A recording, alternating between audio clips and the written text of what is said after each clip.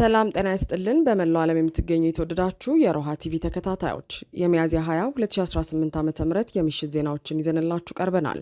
የሚኒሊክ እዝ አርበኞች የአገዛዙን የኮንክሪት ምሽግ ደምስሰው ከተማዋን ተቆጣጥረዋል። በርካታ መሳሪያዎችም ተማርከዋል። ዝርዝር የግንባር መረጃ ይዘናል። የብልጽግናው አገዛዝ ለክረምት ጦርነት አቅም ለመፍጠር ነዳጅ እየደበቀ ሰው ሰራሽ ቀውስ እየፈጠረ መሆኑ ተጋልጧል። አገዛዙ በአፋር ግንባር ግዙፍ ኃይል ሲያከማች፣ ኤርትራ በወደቦቿ በኩል የጦር አውሮፕላኖችንና መሳሪያዎችን እያሳረፈች መሆኑ ተሰምቷል። መረጃውን ይዘናል። የሱዳን ጦርነት ፍጥጫ በቤንሻንጉል ተባብሷል። ድርጊቱ ለህዳሴው ግድብ ደህንነት ስጋት መፍጠሩ ተጠቁሟል። ሰሙታላችሁ። የባህረ ሰላጤው ሀገራት መሪዎች በኢራን ሚሳኤል ጥቃቶች ዙሪያ ለመምከር ሳውዲ አረቢያ ውስጥ ተሰባስበዋል። የነዳጅ ዋጋ በዓለም ገበያ በእጅጉ ኑሯል። ውድ አድማጭ ተመልካቾቻችን አብራችሁ ልትቆዩ ከፈቀዳችሁ እነዚህ መረጃዎች በዝርዝር የምናሰማችሁ ይሆናል። የሮሃ ቲቪ ወቅታዊና ሀቀኛ መረጃዎች እንዲደርሷችሁ ቻናሉን ሰብስክራይብ፣ ላይክ እና ሼር በማድረግ አሁኑኑ ቤተሰብ ይሁኑ። የሚኒሊክ እዝ አርበኞች በአማራ ሳይንት አጅባር ከተማ ደማቅ ድል ተቀዳጁ። የብልጽግና አገዛዝ በህዝብ ላይ የከፈተውን ጦርነት ለመመከት በአማራ ፋኖ ሚኒሊክ እዝ 105ኛ ኮር ስር የሚንቀሳቀሰው 47ኛ ክፍለ ጦር በአማራ ሳይንት ወረዳ አጅባር ከተማ ላይ ባደረገው መብረቃዊ ጥቃት አንጸባራቂ ድል ማስመዝገቡ ተሰምቷል። ከግንባሩ ለሮሃ ቲቪ የደረሱ መረጃዎች እንደሚያመለክቱት የ47ኛ ክፍለ ጦር የታቦር ተራራ ሻለቃ ሚያዝያ 18 2018 ዓ.ም ምሽት ወደ አጅባር ከተማ በመግባት የአገዛዙን ጥምር ሰራዊት ድባቅ መትቶታል። ጀግናው የፋኖ ኃይል በአጅባር ከተማ መግቢያ ላይ የሚገኘውንና አገዛዙ በከፍተኛ ሁኔታ ተመክቶበት የነበረውን የነሆር ሜዳ የኮንክሪት ምሽግ በመደምሰስ ከተማዋን ሙሉ በሙሉ በቁጥጥሩ ስር አውሏታል። በዚህ ተጋድሎ የአገዛዙ መከላከያ ሰራዊትና ለሆዳቸው ያደሩ ሚሊሻዎች ከፍተኛ ኪሳራ የደረሰባቸው ሲሆን በርካታ ወታደሮች ተደምስሰው 13 የነፍስ ወከፍ ክላሽንኮቭ መሳሪያዎች በፋኖ እጅ መውደቃቸው ታውቋል። ከዚህ በተጨማሪም የአገዛዙን ፍርፋሪ በመልቀም በገዛ ወገናቸው ላይ የዘር ማጥፋት ድርጊት ሲፈጽሙ የነበሩ ከ14 በላይ የሚሊሻ አባላት ላይ የማያዳግም እርምጃ መወሰዱን የሚኒሊክ እዝ መረጃዎች አረጋግጠዋል። ይህ በአጅባር ከተማ የተመዘገበው ድል አገዛዙ በከባድ መሳሪያና በምሽግ የታገዘ ኃይል ቢኖረውም የፋኖን የህዝባዊነት ወኔና ወታደራዊ ስልት መቋቋም እንደማይችል ዳግም ያረጋገጠ ሆኗል። አገዛዙ ለጦርነት አቅም ለመፍጠር ነዳጅ እየደበቀ ሰው ሰራሽ ቀውስ እየፈጠረ ነው ተባለ። በአዲስ አበባና በተለያዩ የሀገሪቱ ክፍሎች የተከሰተውና ከተማዋን ሽባ ያደረገው ዘግናኝ የነዳጅ እጥረት አገዛዙ ሆን ብሎ ለወታደራዊ ስምሪትና ለጦርነት ዝግጅት ሲል ነዳጅ በመደበቁ የመጣ ሰው ሰራሽ ቀውስ መሆኑ በዝርዝር ተጋለጠ። አገዛዙ በይፋዊ መግለጫዎቹ ነዳጅ በበቂ ሁኔታ ገብቷል እያለ ህዝቡን በሐሰት ተስፋ እያታለለ ቢቆይም በተግባር ግን ለሲቪል አገልግሎትና ለህዝብ ትራንስፖርት መዋል የሚገባውን ነዳጅ ለወታደራዊ ዓላማ እያከማቸ መሆኑን ከአገዛዙ የውስጥ መዋቅር የተገኙ መረጃዎች አመልክተዋል። ከአገዛዙ የውስጥ ደህንነትና ሎጂስቲክስ ክፍሎች የደረሱ ጥቆማዎች እንደሚያመለክቱት የብልጽግናው ቡድን ነዳጅን ከህዝብ ዓይን እንዲሰወርና ለወታደራዊ ክምችት እንዲውል ያደረገው በሁለት ዋና ዋና ስልታዊ ስጋቶች ተገፍቶ እንደሆነና ይህም የክረምት ወቅት ከትግራይ ኃይሎች ጋር አዲስ ጦርነት ውስጥ ልገባ እችላለሁ የሚል ከፍተኛ ጥርጣሬና ስጋት ውስጥ በመውደቁ ነው። ሁለተኛውና ለአገዛዙ እጅግ አስፈሪ የሆነበት ምክንያት ደግሞ የአማራ ፋኖ ክረምቱንና የተፈጥሮ መልክዓ ምድሩን ተገን በማድረግ አገዛዙን ለማንበርከክ መጠነ ሰፊና የተቀናጀ የክረምት ዘመቻ አውጆ ያጠቃኛል የሚል የህልውና ስጋት እንደሆነ ተጠቁሟል። አገዛዙ ክረምቱ ገብቶ መንገዶች ሳይዘጋጉ በፊት ከፍተኛ መጠን ያለው ነዳጅ በወታደራዊ ካምፖች በሚስጥር በተዘጋጁ በስትራቴጂክ ስፍራዎች እንዲከማች ጥብቅ ትዕዛዝ አስተላልፏል። ይህንን የጦርነት ዝግጅት ለማሳካት ሲልም በመዲናዋ የሚታየውን የትራንስፖርት ሽባነት፣ የንግድ እንቅስቃሴ መቆምና የዜጎችን ሰብአዊ ስቃይ እንደ ቀላል ነገር በመቁጠር ቸል ብሎታል። 80 በመቶ የሚሆነው የከተማዋ ታክሲና ትራንስፖርት ቆሞ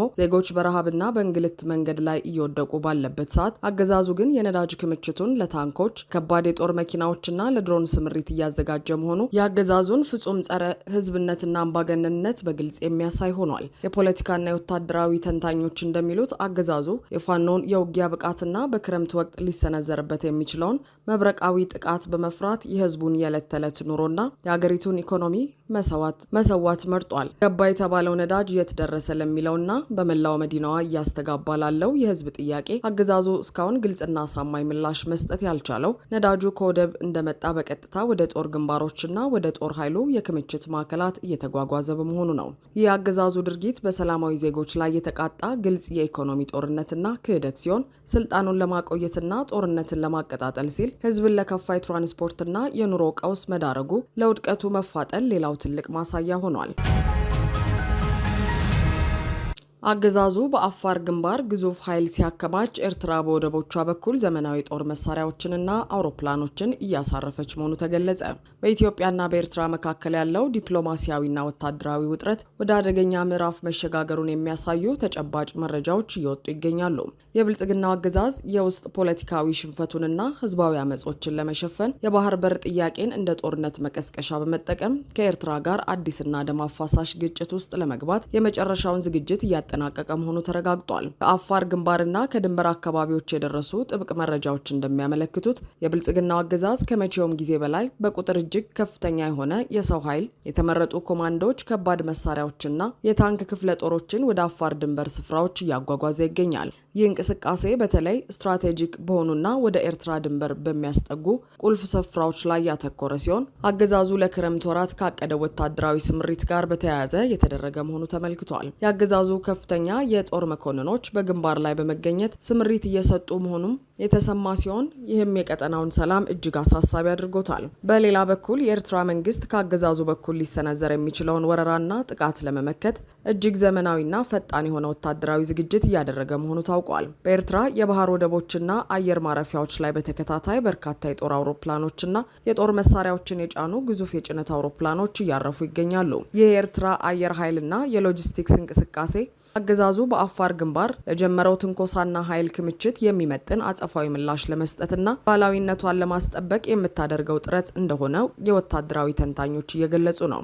አገዛዙ በሀገር ውስጥ ከፋኖና ከሌሎች ኃይሎች እየደረሰበት ያለውን ወታደራዊ መሽመድመድ ለመሸፈን ብቸኛው አማራጭ አድርጎ የወሰደው የውጭ ጠላት መፍጠርና ጦርነት መክፈት ነው። አሁን በድንበር አካባቢ የሚታየው ይህ ግዙፍ የወታደራዊ ኃይል እንቅስቃሴ አገዛዙ ነዳጅን ከህዝብ ሰውሮ ለጦርነት እያከማቸ መሆኑን የሚያረጋግጥ ሌላው ትልቅ ማሳያ ሆኗል። ይህ በሁለቱ ሀገራት መካከል እየታየ ያለው የጦርነት ነጋሪት ቀጠናውን ወደ አዲስ የቀውስ አዙሪት ሊከተው የሚችልና በሚሊዮኖች የሚቆጠሩ ንጹሐን ዜጎችን ህይወት ለከፍተኛ አደጋ የሚያጋልጥ ነው። አገዛዙ ስልጣኑን ለማራዘም ሲል በኢትዮጵያና በኤርትራ ህዝቦች መካከል ለዘመናት የማይፋቅ ጠባሳ ሊጥል የሚችል ጦርነት ለመጫር መነሳቱ በአገዛዙ በኩል ያለውን ከፍተኛ የተስፋ መቁረጥ ደረጃና አምባገነናዊ ማንነት በግልጽ ያሳያል ተብሏል።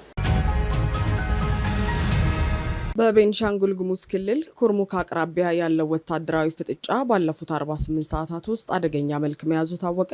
የአብይ አህመድ አገዛዝ ሱዳንን እያደማ ለሚገኘው የፈጣን ድጋፍ ሰጪ ኃይል በኢትዮጵያ ግዛት ውስጥ ወታደራዊ ማሰልጠኛ መስጠቱ ሀገሪቱን ወደማይወጣ ዲፕሎማሲያዊና ወታደራዊ አዘቅት ውስጥ እየከተታት መሆኑ ተረጋግጧል። እንደ ኢትዮ 251 ዘገባ አገዛዙ ለሱዳኑ አማጺ ቡድን በቤንሻንጉል ጉሙዝ ክልል ውስጥ የጦር ማሰልጠኛ እንዲያገኝ ማመቻቸቱ ኢትዮጵያውያን በጎረቤት ሀገር የውስጥ ጉዳይ ጣልቃ ገብ እንድትባልና የቀጠናው አተራማሽ ተደርጋ እንድትወሰድ እያደረጋት ይገኛል። ይህ የውጭ ፖለቲካ ውድቀት በኩርሙክና በአካባቢው የሚገኙ ንጹሐን ዜጎችን ለከፋ ስጋትና መፈናቀል የዳረገ ሲሆን ባለፉት ጥቂት ቀናት ውስጥ ብቻ በውጥረቱ ሳቢያ ቀያቸውን ጥለው የሚሰደዱ ኢትዮጵያውያን ቁጥር በከፍተኛ ሁኔታ ጨምሯል። ይህ አገዛዙ አደገኛ አካሄድ ዓለም አቀፉን ማህበረሰብ ጭምር ያሳሰበ ሆኗል። የአውሮፓ ህብረት በድንበር አካባቢ ገለልተኛ ታዛቢዎች እንዲሰማሩ ጥሪ ያቀረበው የአብይ አህመድ አገዛዝ ለአርኤስኤፍ የሚሰጠው ድጋፍ ወደ ቀጠናዊ ጦርነት እንዳያመራ ካለው ስጋት በመነሳት እንደሆነ ታውቋል።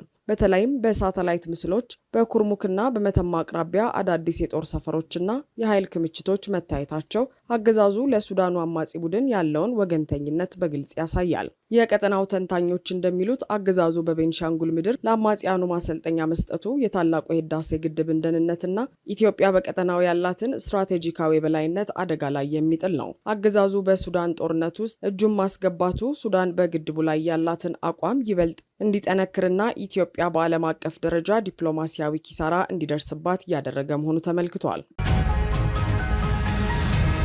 የባህረ ሰላጤው ሀገራት መሪዎች በኢራን ሚሳኤል ጥቃቶች ዙሪያ ለመምከር ሳውዲ አረቢያ ገቡ።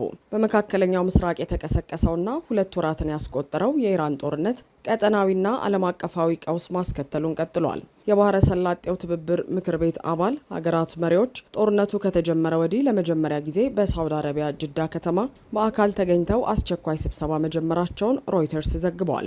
እንደ ዜና ወኪሉ ዘገባ የመሪዎቹ ስብሰባ ዋነኛ ትኩረት ላለፉት 2 ወራት በሺዎች የሚቆጠሩ የኢራን የሚሳኤልና ድሮን ጥቃቶች ለዘነቡባቸው 6ቱም የአባል ሀገራት የኤነርጂ መሰረተ ልማቶች አፋጣኝ ምላሽ መስጠት ላይ ነው። በአሜሪካና እስራኤል ጦርነት የተከፈተባት ኢራን በባህረ ሰላጤው ሀገራት የሚገኙ የሲቪል መሰረተ ልማቶችንና ወታደራዊ ይዞታዎችን ኢላማ በማድረግ የኃይል አቅርቦቱን አስተጓጉላለች። የኳታር፣ ኩዌትና ባህሬን መሪዎች እንዲሁም የተባበሩት አረብ ኤምሬቶች የውጭ ጉዳይ ሚኒስትር ጅዳ የገቡ ሲሆን ምክር ቤቱ ለጥቃቱ በቂ ምላሽ አልሰጠም በሚል ከዚህ ቀደም ከኤምሬቶች ትችት ቀርቦበት እንደነበር ይታወሳል። ከየካቲት 21 2018 ዓ.ም ጀምሮ የተቀሰቀሰው የኢራን ጦርነት የዓለምን የነዳጅ ገበያ ክፉኛ አናውጧል። በተለይም 20 በመቶ የሚሆነው የዓለም የነዳጅ ዘይትና የተፈጥሮ ጋዝ የሚጓጓዝበት የሆርሙዝ ወሽመጥ ሙሉ በሙሉ መዘጋቱ የነዳጅ ዋጋን ሰማይ እንዲነካ አድርጎታል። ጦርነቱ ከመጀመሩ በፊት $73 የነበረው የብሬንት ድፍድፍ ነዳጅ ዋጋ በአሁኑ ወቅት በበርሜል $110